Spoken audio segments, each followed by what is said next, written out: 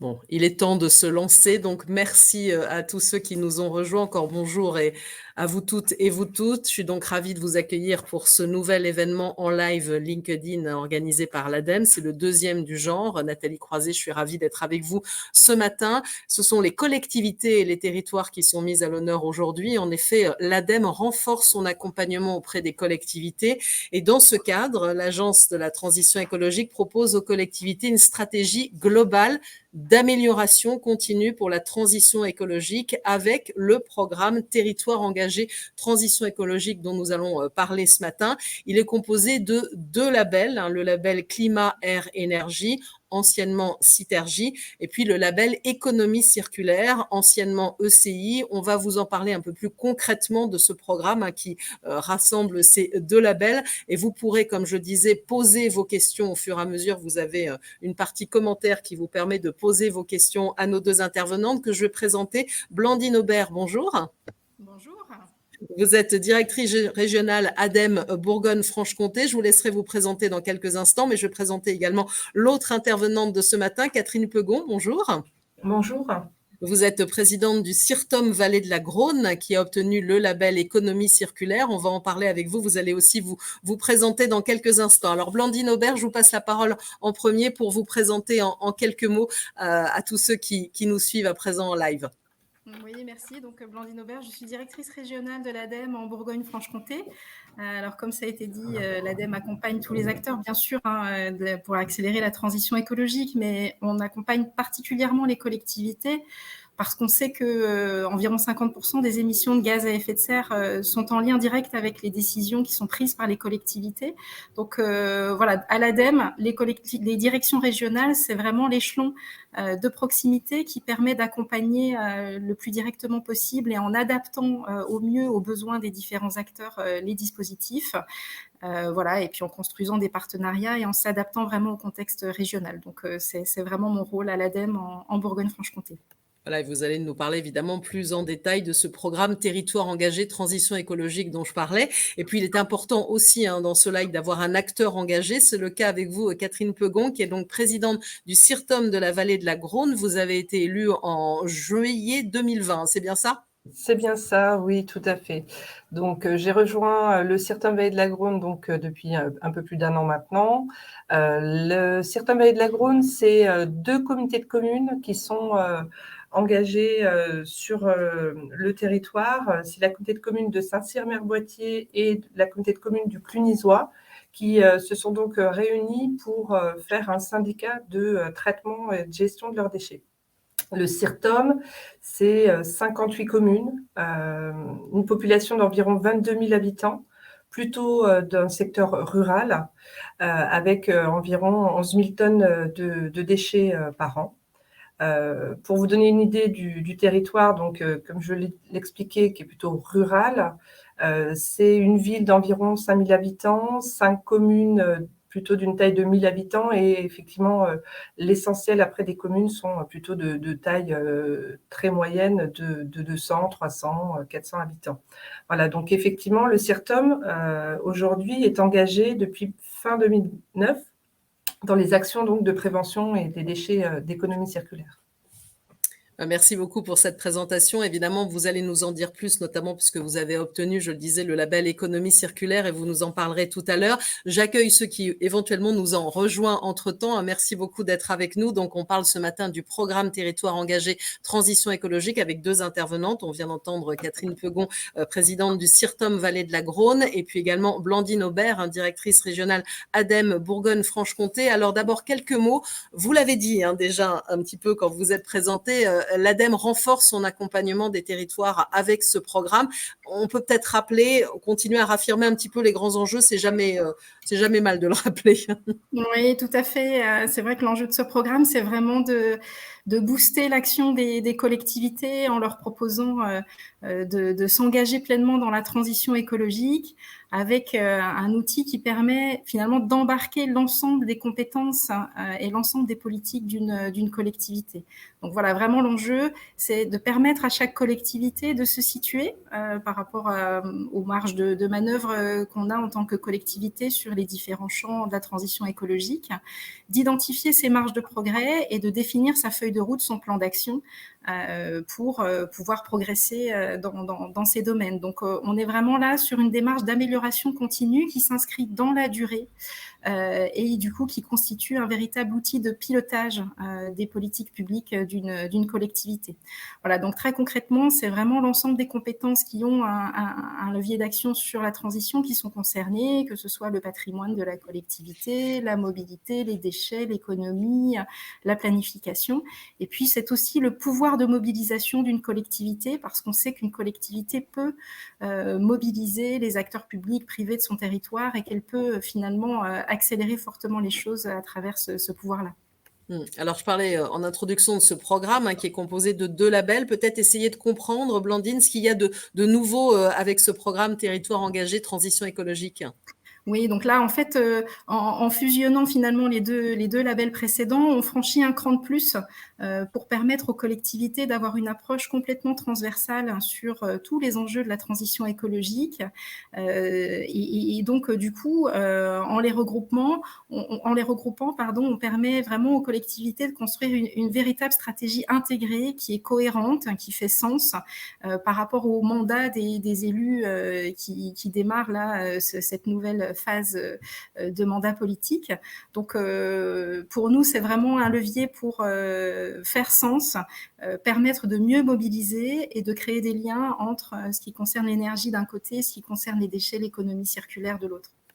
Voilà, de rassembler, on va dire, ces 2 enjeux qui sont majeurs quand on parle évidemment de transition écologique. Alors, c'est un programme aussi qui s'appuie sur une méthode, Blandine, qui est développée par l'European Energy Award, qui a été déclinée ensuite en France par l'ADEME, et qui permet en fait d'évaluer les collectivités de manière indépendante. Cela se fait par le biais d'une commission tiers, commission nationale du label.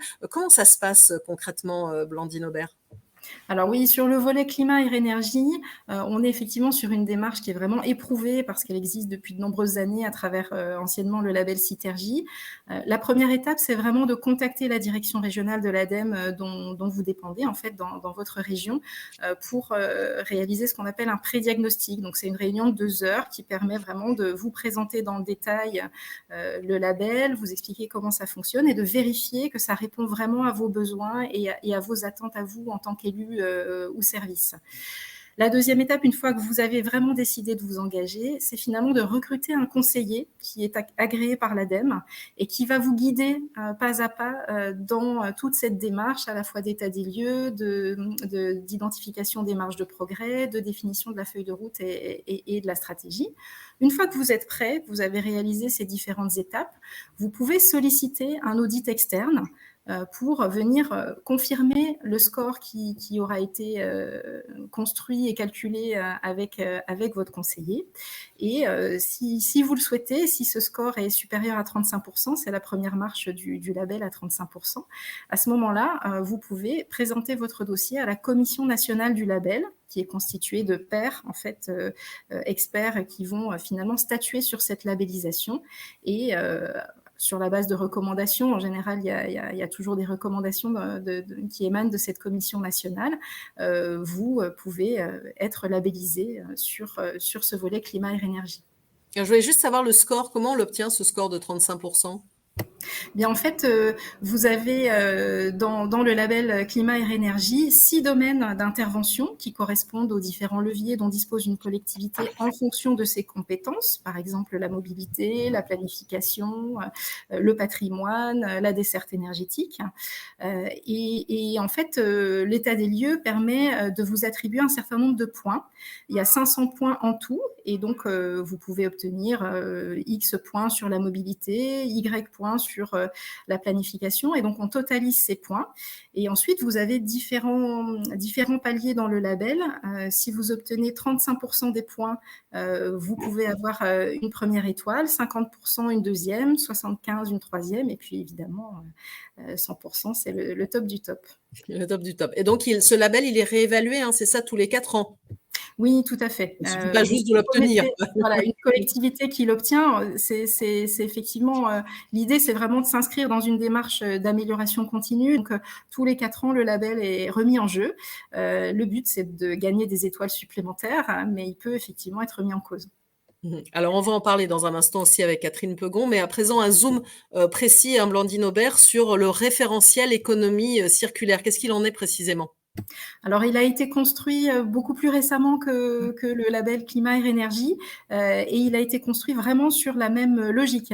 La principale différence, c'est que l'outil de saisie et de construction du score de la collectivité est en ligne, hein, donc il est vraiment accessible à chacun. Et donc, la collectivité peut le renseigner seule. À l'ADEME, on conseille quand même de se faire accompagner par un AMO, parce qu'un regard extérieur, c'est quand même toujours utile, et c'est aussi une richesse dont on pense que c'est important que la collectivité puisse se saisir. On peut prendre en charge au moins en partie cette AMO.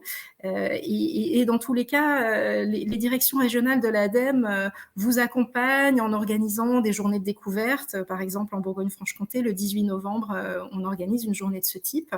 On organise aussi des formations plus approfondies pour vraiment vous aiguiller. Ce sera le cas en février 2022 dans notre région. Donc voilà, vous n'êtes pas seul. On vous conseille un AMO, mais même sans AMO, vous avez quand même des outils pour vous guider. Et puis, une fois que vous avez renseigné l'outil, donc l'état des lieux, la feuille de route, le programme d'action, c'est un peu comme Climat et Énergie, c'est-à-dire que vous pouvez demander un audit externe et ensuite présenter votre candidature auprès d'une commission nationale.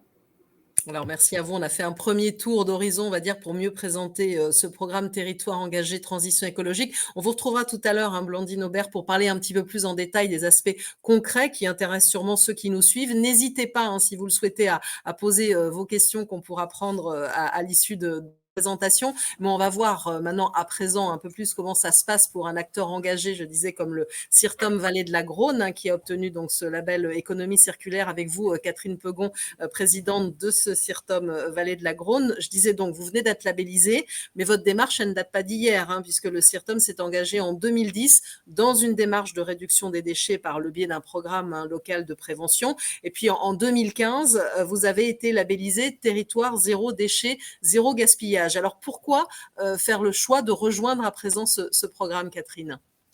Alors, avec effectivement, je dirais, les expériences de ces 10 dernières années sur les actions qui étaient menées, le but était avant tout d'évaluer concrètement les démarches qu'on avait engagées depuis plus de 10 ans, en fait. Depuis plus de 10 ans, d'accord. Donc, au moins, c'est très concret. Comment ça va justement se passer un peu plus concrètement par rapport à ces 10 ans de démarche ? Alors, on a effectivement été sollicité par l'ADEME pour nous challenger encore, parce qu'effectivement, on est vraiment dans une démarche de progression continue.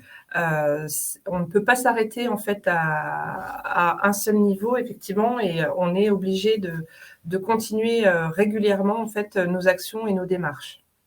Et alors, donc, qui a pris en main le dossier ? Parce qu'il faut évidemment quelqu'un, Alors, toujours au sein d'une structure. Oui, tout à fait. Effectivement, nous, au sein de notre structure, c'est 2 personnes qui ont pris en charge le dossier concrètement. Bertrand de Villard, notre directeur, et Perrine Delsaz, qui est notre chargée de mission de la cellule Zéro déchet, zéro gaspillage. Ce sont les 2 personnes qui ont réellement mené à bien ce projet, évidemment accompagnées de l'ensemble des acteurs également du CIRTOM, hein, puisqu'elles n'ont pas travaillé toutes seules, mais c'est celles qui ont porté à bout de bras, je dirais, au quotidien ce dossier. Alors, elles ont porté à bout de bras ce dossier, vous venez de le dire, hein, Catherine Pegon, mais qu'est-ce que vous a apporté l'accompagnement tout particulier de l'ADEME ? Alors effectivement, l'ADEME nous a permis en fait de nous positionner, si vous voulez, dans nos actions, de nous encourager dans notre démarche d'économie circulaire. Elle nous a aussi permis en fait d'être accompagnés par un bureau d'études, le bureau d'études d'Ecodex, pour mettre en place la méthode, le remplissage de l'outil, l'analyse, afin de définir en fait la stratégie économie circulaire qu'on souhaitait mettre en place. Alors, est-ce que vous pouvez justement nous donner des exemples concrets, puisqu'on est là aussi pour mieux comprendre comment ça fonctionne et comment finalement des collectivités, des territoires peuvent s'engager? Alors, effectivement, sur les actions concrètes, j'en ai quelques-unes, que je pourrais vous développer. C'est surtout, en fait, je me rends compte, donc moi, je n'ai qu'un recul d'1 an, et je me rends compte qu'effectivement, localement, ça crée une certaine reconnaissance de nos pairs parce que je vois sur le territoire de plus en plus d'actions engagées, en fait, sur l'économie circulaire. Donc, ça va consolider en fait les actions qu'on va vouloir mettre en place dans le futur.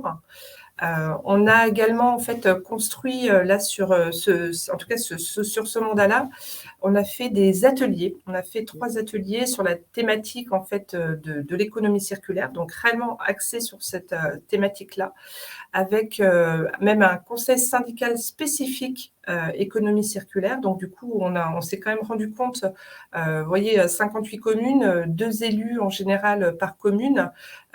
Donc, on va dire une moyenne en général de 100 personnes qui adhèrent au conseil syndical, qui étaient présentes lors de ces réunions. Donc, on a effectivement, en tout cas, une centaine de personnes sur le conseil syndical, plutôt une trentaine de personnes sur les ateliers. Donc, on sent quand même que des acteurs sont engagés sur cette thématique de co-construction, effectivement, de projets pour le mandat qui arrive, en fait.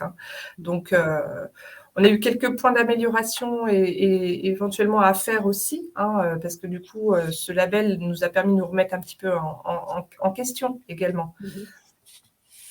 Ça vous a permis de vous remettre en question. Justement, est-ce que vous avez, on va dire, rencontré quelques freins aussi dans la mise en place de tout ça? Est-ce qu'on peut le dire? Il y a eu quelques freins, oui.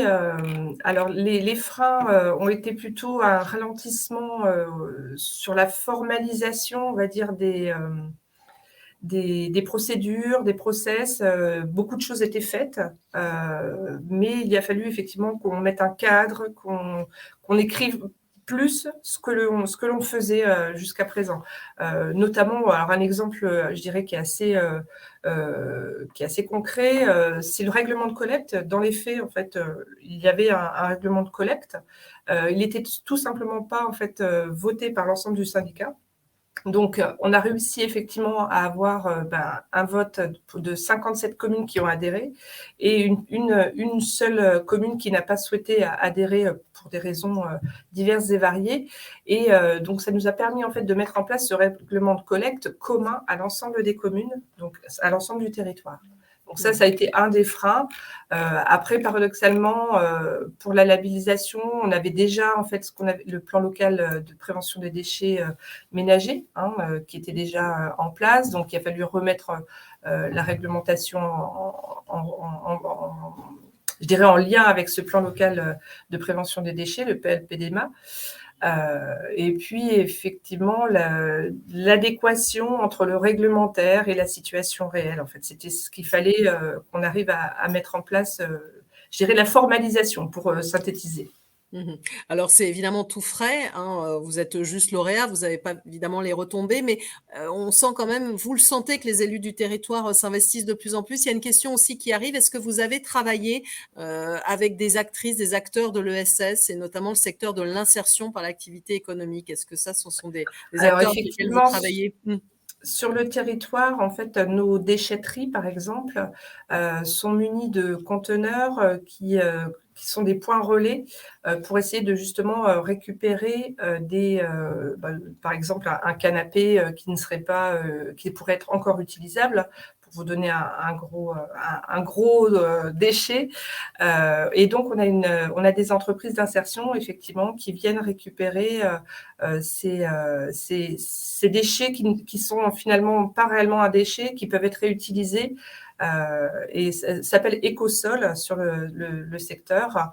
Et du coup, effectivement, il y a des personnes qui travaillent en réinsertion pour passer sur l'ensemble de nos déchetteries, vérifier que ce sont bien des biens qu'ils peuvent proposer à d'autres personnes qui ont des besoins des moyens un petit peu différents. Donc, effectivement, ça repart. On est un peu dans l'insertion aussi, hein. Il faut se dire que ça fait partie quand même des enjeux de l'économie circulaire.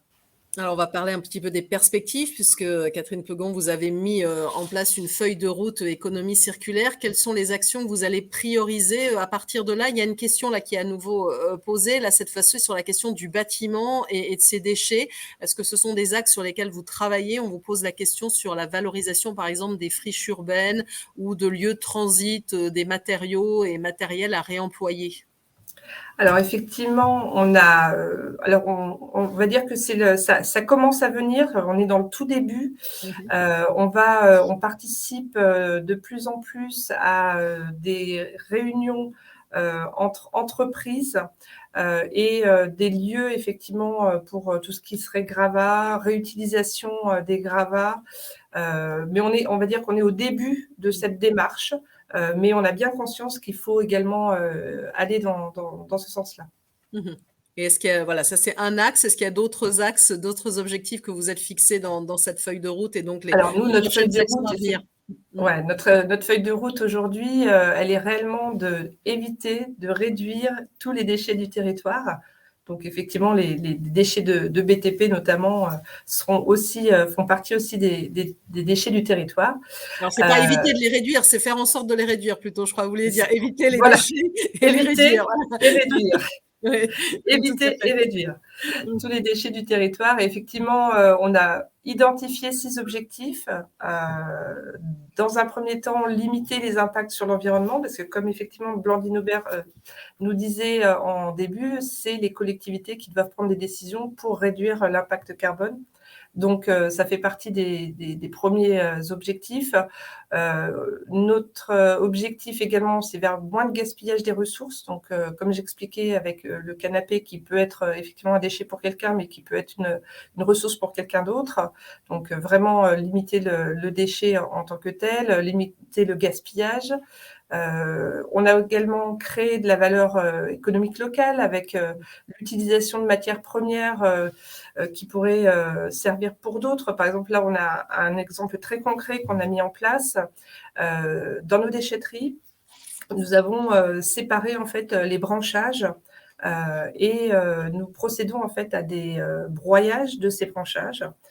Ils sont ensuite récupérés par des agriculteurs. On a mis des conventions en place avec à peu près 8 agriculteurs sur le territoire pour qu'ils viennent effectivement récupérer ces branchages broyés et ils s'en servent en fait de sous-couche de litière animale. Donc ensuite, effectivement, c'est réellement en fait un déchet qui repart pour être réutilisé comme une matière première.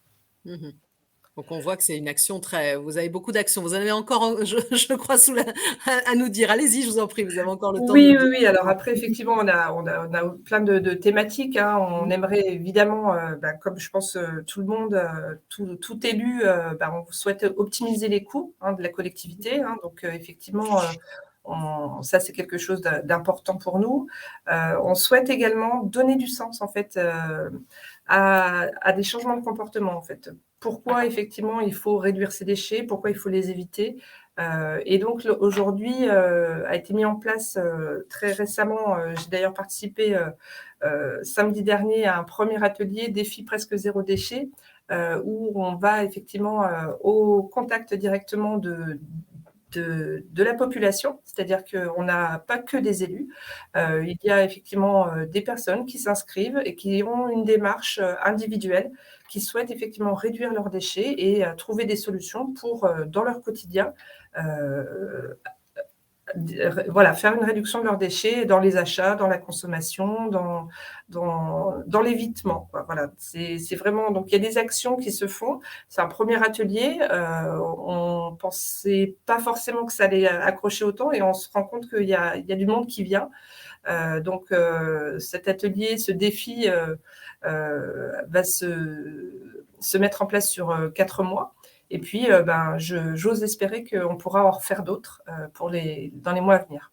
Ouais, parce que mobiliser aussi, faire connaître, c'est important. Donc on a vu, Blandine Aubert avec Catherine Pegon, une démarche, hein, très très très large, hein, finalement autour de ces enjeux, d'économie circulaire. Il y a des questions qui arrivent pour vous. J'ai encore aussi des questions, concrètes à vous poser. Déjà, il y en avait une, peut-être que vous pourrez le redire aussi verbalement, parce que ça s'est affiché aussi dans les questions. On se posait la question d'abord des 6 axes étudiés pour les audits, là. Peut-être nous les redire et puis après il y aura d'autres questions qui vont arriver, Blandine Aubert. Oui, donc en fait, il y a 6 axes pour la partie climat, air, énergie, et il y en a 5 pour la partie économie circulaire. Donc pour la partie climat, air, énergie, on a la planification territoriale, le patrimoine de la collectivité, l'approvisionnement en eau, en énergie et l'assainissement, donc tout ce qui concerne les réseaux en fait, la mobilité, l'organisation interne, élément important aussi en termes de gouvernance interne, hein, pour avoir une démarche solide. Et enfin, la coopération et communication. Donc ça, c'est les 6 domaines pour ce qui concerne le climat et l'énergie. Et puis sur l'économie circulaire, il y a 5 domaines. Donc la stratégie globale économie circulaire, le service de réduction, de collecte et de valorisation des déchets, le développement de l'économie circulaire sur le territoire, les outils financiers du changement de comportement et enfin coopération et engagement de la collectivité. Voilà, donc ça fait un beau programme devant les collectivités. Voilà, c'est important de le repréciser aussi, on va dire dans votre voix. Alors je vais arriver sur les aspects concrets, hein, qui peut candidater et cetera, avec qui il faut prendre contact. Mais il y a une question aussi qui est quand même, importante puisque à part on voit un logo, on voit ce nom, hein, programme, territoire engagé transition écologique. Est-ce que ça change quelque chose aux démarches, au fameux label, Citergy, et ECI dont je parlais tout à l'heure? Oui, alors en fait, on dit que c'est une démarche d'amélioration continue pour les collectivités et en réalité, nous, ADEME, on s'inscrit aussi dans une démarche d'amélioration continue. Donc au départ, il y avait Citergy, on a créé le label économie circulaire. Là, on est en train de les rapprocher pour qu'il y ait plus de cohérence, plus de sens et les choses seront certainement affinées pour fluidifier et faciliter encore davantage l'intégration finalement de ces deux labels. Donc c'est géré aujourd'hui, c'est une invitation à aller plus loin et à s'inscrire dans les 2 référentiels en même temps, pour ceux qui étaient sur Citergy, économie circulaire et inversement, et une invitation à conduire les 2 de front en fait, sachant que plus ça va aller, plus on aura effectivement des propositions qui feront sens et qui seront intégrées aux 2 domaines. Voilà, donc en question de modalité, procédure, il y a pas grand-chose qui change, c'est ça? Faut pas être trop perturbé, c'est Non, ça? non, non, ceux qui effectivement, pour l'instant, il y a pas grand-chose qui change. C'est ces deux programmes qui vont être amenés à se rapprocher de plus en plus. Voilà, pour, engager, doublement, on va dire, la démarche. Alors justement, un peu plus concrètement, qui peut candidater à ce label, hein? Mairie, EPCI, et quelles sont les personnes aussi qui prennent en charge le montage du dossier? On voyait les 2 personnes dont parlait, Catherine Pegon tout à l'heure. Oui, tout à fait. Donc, c'est effectivement les communes, les communautés de communes, les agglomérations, les métropoles, mais aussi les syndicats à compétences déchets. Hein, on le voit avec le CIRTOM, là, très concrètement aujourd'hui. Et vraiment, qui s'engagent. En fait, pour nous, ce qui est vraiment important, c'est que les élus s'engagent directement et qu'il y ait un portage politique qui soit fort. Et ensuite, dans les services, il faut que le pilotage soit assuré au niveau de la direction générale pour marquer aussi l'engagement de la collectivité au plus haut niveau, avec un chef de projet qui assurera la transversalité de la démarche en interne, puisqu'il s'agit de mobiliser l'ensemble des élus concernés et l'ensemble des services concernés. Mmh. Alors donc avec qui, peuvent-ils prendre contact, à l'ADEME? Alors, vraiment, prenez contact avec le référent de votre territoire au sein de la direction régionale qui vous concerne. Si vous ne le connaissez pas encore, en fait, contactez-le via le site internet. Il y a une fiche contact, hein, sur le site internet dédié Territoire engagé transition écologique, qui sera aiguillé vers votre bon interlocuteur qui pourra vous apporter une réponse. Mmh. Et alors, est-ce qu'il y a des prérequis, hein, pour candidater au label, PCAET, ou autre, par exemple? Alors non, il n'y a pas de prérequis technique, je dirais. Pour l'ADEME, vraiment, le prérequis, c'est l'engagement politique. Et c'est la désignation d'un référent élu et d'un référent dans les services pour qu'on ait une démarche fluide, mais qui mobilise l'ensemble des compétences et des personnes concernées, tant au niveau élu que service dans la collectivité. Voilà, c'est vraiment un prérequis d'engagement en fait, mais pas spécialement sur des outils techniques particuliers qu'il faudrait avoir mis en œuvre avant de candidater. Alors, n'hésitez pas, si vous avez d'autres questions qui arrivent entre-temps, parce qu'on en arrive à la fin, on va dire, de cette présentation un peu générale. J'ai commencé à prendre des questions et donc il y en a une pour vous aussi, Blandine Aubert, sur y a-t-il des financements associés à l'obtention de ce label qui inciteraient les collectivités à s'engager dans une démarche qui semble lourde? Alors, j'ai pu le dire précédemment, hein, il y a des financements en ingénierie pour prendre en charge les conseillers ou l'assistance à maîtrise d'ouvrage, hein, pour le référentiel économie circulaire. Donc, selon les cas, ça peut être sur toute ou partie des coûts, mais on est vraiment là pour faciliter au maximum l'engagement des collectivités dans ces référentiels. On est là aussi pour vous apporter des outils en termes de formation, de mobilisation. J'irai au-delà de ça, on déploie en ce moment au niveau national des contrats d'objectifs territoriaux qui sont construits à l'échelle des contrats de relance et de transition écologique qui ont été lancés au niveau de l'État et qui permettent effectivement, lorsque la collectivité s'engage sur le programme territoire engagé transition écologique, d'apporter un soutien en ingénierie beaucoup plus fort qui s'inscrive effectivement dans la durée avec 4 ans de financement. Donc voilà, mais ça concerne aujourd'hui une 50aine de territoires à l'échelle nationale et prochainement bien sûr davantage dans les mois qui vont arriver. Mais c'est pas déployé de façon on va dire massive et généralisée sur l'ensemble du territoire. Alors, il y a une question plus globale, on va dire, sur l'esprit de ce programme, en disant on oppose parfois amélioration continue et changements plus radicaux avec ces labels où mettons le curseur. L'amélioration continue permet-elle de se mettre à hauteur des engagements des accords de Paris, des directives européennes? Voilà, c'est complètement le but, hein, parce que vous avez une progression par étoile progressive. Donc, rien ne vous empêche de gagner 2 étoiles d'un coup. Donc, si vous voulez aller très très fort et vous engager sur des actions qui vous permettent de franchir plusieurs marches en même temps, bah, tant mieux. Hein. Donc, vraiment, sur le rythme de progression, c'est à la main des collectivités et c'est en fonction de leurs projets politiques. Donc, il n'y a pas de souci pour avancer vite. Alors, il y a une question sur le temps de travail que ça représente. D'ailleurs, peut-être Catherine Pegon peut aussi commenter, puisqu'elle le voit bien aussi concrètement. Quel temps de travail considéré pour un chef de projet qui pilote une des 2 démarches? Peut-être pas simple à quantifier. Blandine, vous avez peut-être une réponse, ou Catherine Pegon aussi? N'hésitez pas, l'une ou l'autre. Alors, c'est vrai que moi, je dirais que c'est pas évident à chiffrer.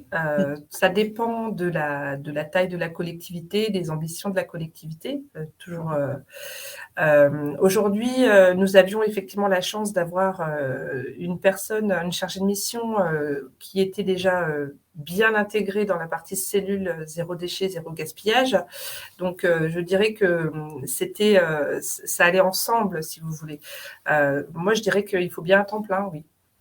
À temps plein, d'accord. Blandine Aubert, vous avez une idée aussi ou... Alors, je pense que c'est vraiment les retours terrain qui seront plus experts que moi. Un temps plein, je ne suis pas sûre qu'il faille. Alors, un temps plein, c'est quand on considère l'ensemble de la démarche, hein, le programme. C'est vraiment l'animation globale du programme, en l'occurrence zéro déchet, zéro gaspillage, hein, je pense, pour le CIRTOM. Sur vraiment le label en tant que tel, c'est moins de temps, mais c'est vrai que comme ça doit être intégré au reste, c'est toujours difficile de séparer les deux, oui. de l'autre. Donc, je dirais qu'il faut un chef de projet dans tous les cas pour coordonner la démarche d'ensemble et appuyer la mise en œuvre du programme d'action, mais son temps va bien au-delà de la simple mise en place du label. Il s'agit vraiment de veiller à la mise en œuvre du programme d'action, quoi.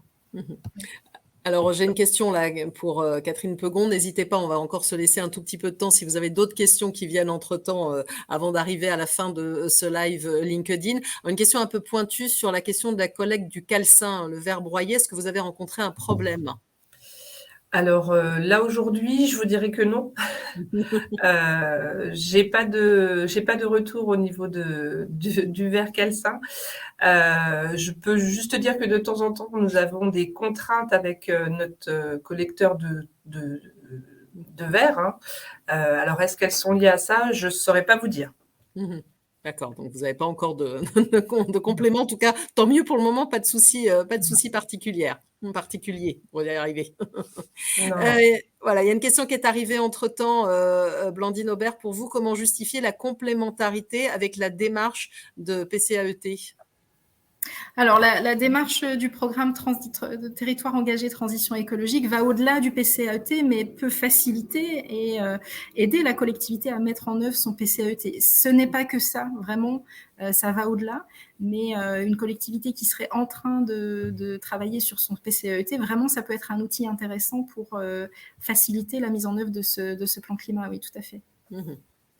Alors éventuellement, là je ne vois pas d'autres questions arriver pour le moment. Si vous en avez, n'hésitez pas, parce que sinon je pense qu'on a déjà beaucoup mis en avant évidemment ce programme. Peut-être Catherine Pegon, vous voulez ajouter globalement quelque chose à ce que vous avez dit depuis ce matin, vous pouvez le faire.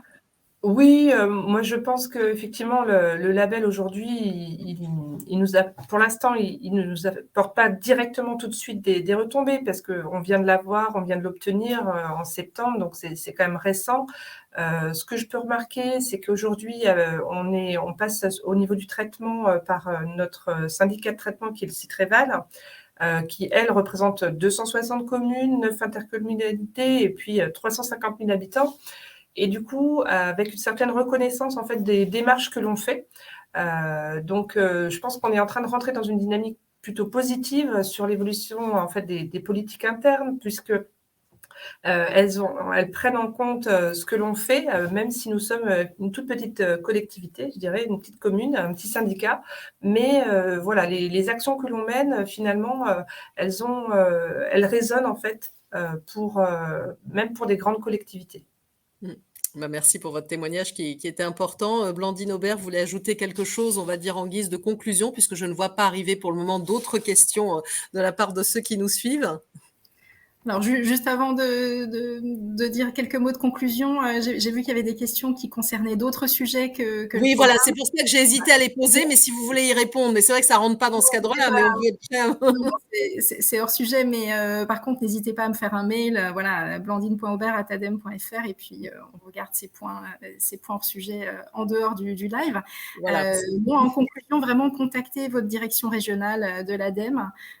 C'est elle qui vous connaît le mieux et qui sera le mieux à même de vous apporter le conseil qui correspond à ce que vous êtes et à vos attentes et à votre situation aujourd'hui, y compris sur le temps de travail, parce que c'est sûr que si on pilote une démarche de ce type dans une métropole ou dans un CIRTOM comme celui de la vallée de la Garonne, c'est clairement pas les mêmes besoins, les mêmes ETP, etc. Donc voilà, il faudra vraiment regarder en fonction de qui vous êtes et voilà, c'est vraiment votre référent territorial qui est le mieux placé pour vous accompagner dans cette démarche. Voilà. Et il y a une question qui est arrivée entre-temps aussi pour une précision, donc je vais vous la donner. C'est les PCAET étaient mis au niveau des EPCI, hein, réglementairement. Ces labels s'adressent-ils à tous les niveaux d'administration territoriale ou prioritairement, je vais y arriver, aux EPCI et aux syndicats? Alors, il s'adresse à tous les niveaux, hein, communes, EPCI et syndicats pour ce qui concerne la compétence déchets.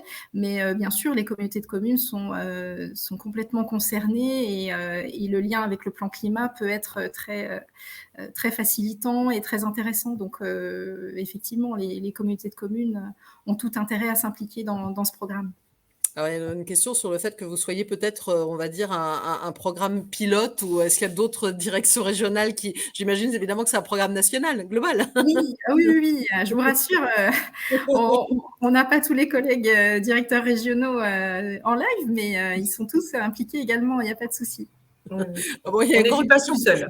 Voilà, vous n'êtes pas tout seul. Et d'ailleurs, il y a une question qui vous est posée. Vous voyez, c'est maintenant, c'est quand on arrive vers la fin que les questions arrivent, mais c'est tout à fait logique. En vous demandant qu'est-ce qui vous a poussé à engager la collectivité dans la transition écologique? Les citoyens, des financements, voire d'autres raisons, Catherine Pegon? Alors, je dirais plutôt un engagement politique, clairement, d'aller vers cette réduction des déchets. C'est réellement un engagement fort, quoi. C'est pas que les citoyens, même si effectivement ils sont là, ils sont demandeurs. Aujourd'hui, ils sont aussi demandeurs. Donc, je pense que c'est un ensemble de plusieurs facteurs qui nous ont engagés à faire cette démarche. Il y a une question très pointue sur les composteurs électromécaniques. Est-ce qu'ils peuvent être intégrés dans la labellisation, Blandine Aubert? Alors, on ne va pas intégrer des équipements, ça fait pas sens de mon point de vue. C'est vraiment un programme d'action qui va être évalué et qui va être situé par rapport au possible de la collectivité. Donc, pour reprendre cet exemple-là, on va regarder où en est la collectivité dans la gestion de proximité des biodéchets. Et on verra en fonction du possible où elle se situe et comment elle est notée. Donc, composteur ou pas, c'est pas tant ça la question, c'est plutôt quel résultat elle obtient et comment elle se situe par rapport à ses capacités. Bon, très bien. Il n'y a pas d'autres questions qui sont arrivées entre-temps. Est-ce que l'une ou l'autre, vous voulez ajouter quelque chose pour terminer ce live LinkedIn de l'ADEME? Vous avez tout dit, Catherine. Moi, je pourrais que engager les personnes qui souhaitent ou qui ont déjà eu envie de se lancer et qui n'ont, ne serait-ce que par temps ou voilà, qui se lancent parce qu'effectivement, ça nous permet vraiment de nous évaluer parce qu'à tous les niveaux, je pense que toutes les collectivités ont fait des choses. Donc, je pense que ça fait du bien aussi de s'évaluer et de voir ce qu'on peut encore faire de mieux. Parce que réellement, on est dans une démarche de construction dans le temps et d'évolution dans le temps. On ne peut pas rester figé comme ça, tout évolue. Blandine Aubert, vous avez encore quelque chose à ajouter? J'ai déjà fait ma conclusion tout à l'heure, donc contactez-nous. Voilà, et il y a un lien qui a été indiqué aussi dans les échanges. Évidemment, on peut tout retrouver, c'est ça, sur le site de l'ADEME pour avoir évidemment encore plus d'infos. Et puis on a bien compris, vous contacter Blandine Aubert, donc n'hésitez pas à la contacter si vous avez d'autres questions. On a voulu évidemment se concentrer sur ce sujet, sur ce programme Territoire engagé transition écologique, même si évidemment l'ADEME se déploie sur bien d'autres sujets, mais c'était l'objet de ce live ce matin. Donc merci encore à Catherine Pegon, présidente du CIRTOM Vallée de la Garonne, pour son témoignage d'acteur engagé, et à Blandine Aubert, directrice régionale ADEME Bourgogne-Franche-Comté. Merci à vous tous qui nous avez suivis donc en live. Vous avez les liens, on vient de vous le redonner, sur ce programme Un territoire engagé transition écologique, et n'hésitez pas à vous rapprocher aussi de votre référent de région, on l'a dit, pour en savoir plus. Merci beaucoup à vous tous, merci de nous avoir suivis encore, très belle pause déjeuner, bel après-midi, et à bientôt peut-être pour un nouveau live LinkedIn de l'ADEME. Merci beaucoup. Merci à tous, au revoir.